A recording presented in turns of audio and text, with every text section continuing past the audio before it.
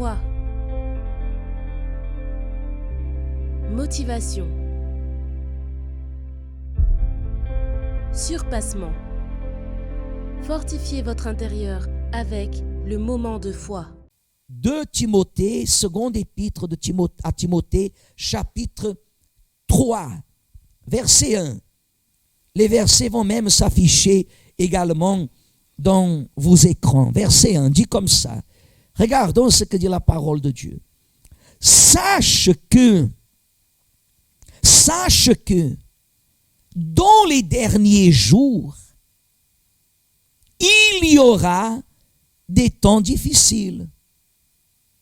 Sache que dans les derniers jours, il y aura des temps difficiles. Mes amis, moi je ne sais pas si nous sommes dans les derniers jours, mais je sais que nous vivons, comme la Bible dit, des temps difficiles. Je ne sais pas si nous sommes dans les derniers jours, mais je sais que nous vivons des temps difficiles. Car les hommes, verset 2, seront égoïstes, amis de l'argent, fanfarons, hautains, blasphémateurs, rebelles à leurs parents, ingrats, irréligieux, insensibles, déloyaux, calomniateurs, intempérants, cruels, ennemis des gens de bien, traîtres, emportés, enflés d'orgueil, aimant le plaisir plus que Dieu, ayant l'apparence de la piété, mais reniant ce qui en fait la force. Éloigne-toi de ces hommes-là. Et je répète, je ne sais pas si nous sommes dans les derniers jours, mais que les temps sont difficiles, les temps sont difficiles. Et tout ce genre d'hommes, de personnes que nous venons de lire ici, c'est exactement les hommes que nous trouvons, hommes, quand la Bible dit hommes et femmes, que nous trouvons dans nos jours.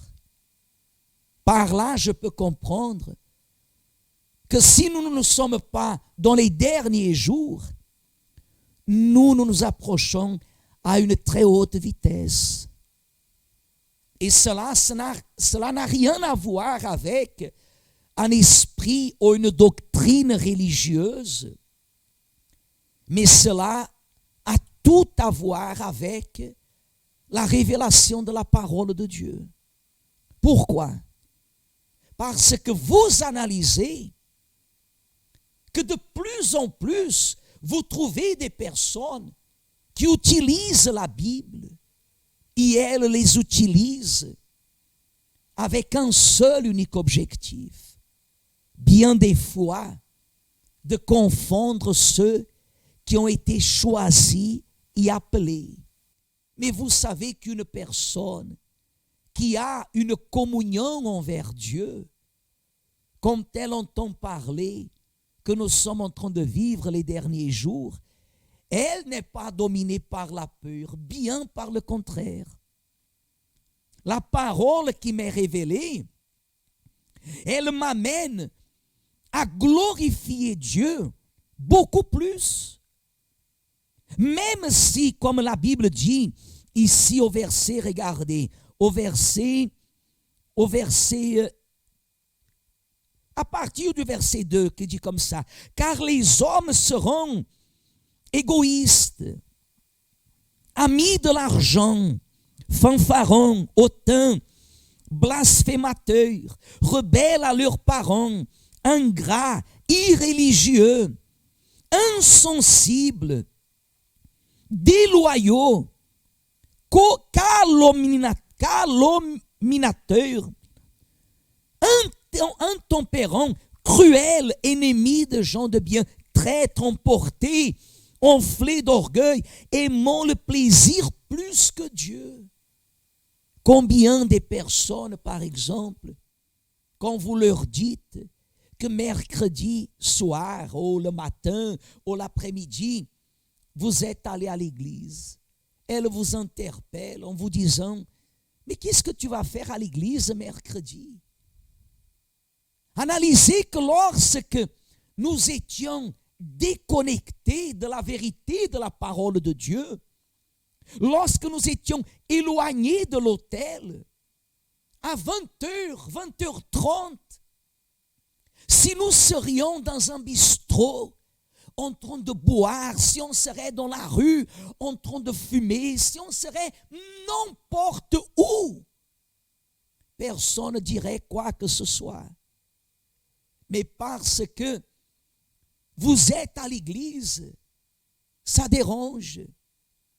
Cela veut dire que vous êtes une personne fanatique, que cela c'est la doctrine d'une église, parce que dans la Bible, il n'est pas écrit qu'il faut aller mercredi à l'église. Non, là, dans la Bible, il n'est pas écrit ça. Mais le sujet dédié au jour avec l'intelligence me fait aller vers l'autel pour développer ma communion envers Dieu. Le problème, c'est que ce genre d'hommes que nous venons de lire, aujourd'hui, hommes et femmes, ce genre de personnes sont les personnes que bien des fois, un jour, ont déjà été à l'église, ou sont même dans une église, qui ont établi dans leur vie une foi personnelle, selon leurs propres pensées, régnant et s'éloignant de la volonté de Dieu. Chacun fait comme il veut. Aujourd'hui, nous vivons dans une ère que chacun comprend la Bible comme il veut. Parce qu'à l'église, vous recevez la foi. À l'église, vous ne recevez pas des obstacles, des barrières. L'église est le seul endroit au monde où la foi, elle vous est révélée avec audace. La peur, par contre, elle vous empêche d'arriver à Dieu. Jamais quelqu'un vous a dit, arrête de pécher, parce que si tu continues dans le péché, tu vas mourir. Jamais quelqu'un vous a dit ça. Bien que la Bible dit que celui qui marche dans le péché, il chemine vers la mort. Bien que la Bible nous enseigne que celui qui n'honore pas Dieu avec ses prémices, il est en train de voler à Dieu. Mais cela, c'est ce qui est écrit. Si quelqu'un a quelque chose à réclamer, alors levez les yeux au ciel et réclamez avec Dieu. Et même Dieu, il ne nous a pas laissé cette parole, ce message, pour que nous ayons peur. Dieu ne veut pas que nous vivions éloignés du péché par peur d'être touchés par les conséquences.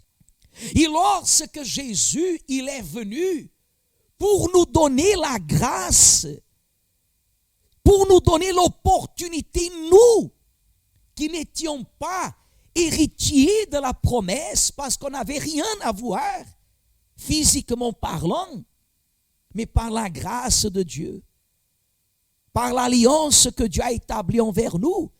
Aujourd'hui, nous sommes de la descendance d'Abraham. Et la bénédiction parfaite que Dieu a donnée à Abraham consistait à l'amener uniquement dans le sens de marcher dans sa présence et d'être parfait. Et d'être parfait. Quand nous lisons ici des hommes égoïstes, si je vous demande si vous êtes égoïste, si je me demande à moi-même si je suis égoïste, si quelqu'un me demande à moi-même si je suis égoïste, rapidement je dirais non. Mais ce n'est pas quelqu'un qui me demande si je suis égoïste. C'est moi qui dois se poser cette question. Quand la Bible dit amis de l'argent, fanfarons, hautains, blasphémateurs, nous tous, rebelles à leurs parents. Analysez, lorsque vous voyez aujourd'hui des jeunes hommes, des jeunes filles qui sont rebelles à leurs parents, et vous leur demandez s'ils sont rebelles à leurs parents, ils vous diront non. Seulement lorsque eux-mêmes, ils prennent conscience et ils se disent, c'est mon cas. Il faut que je retourne à mes parents. Il faut que je demande pardon. Parce que spirituellement, ils ont une autorité et une bénédiction à proférer à mon sujet. C'est facile de répondre aux autres d'une façon catégorique. Le difficile, c'est de comprendre nous-mêmes ce que Dieu nous révèle, mais d'une façon générale et dans l'orientation que l'Esprit de Dieu, il parle.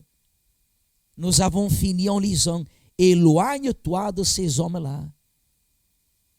Et spirituellement parlant, sans aucun doute, Abraham, Moïse, jusqu'à nos jours, tous ceux et celles qui ont eu une histoire à témoigner, ils ont dû s'éloigner d'eux-mêmes, de leur propre ego, de leur propre volonté.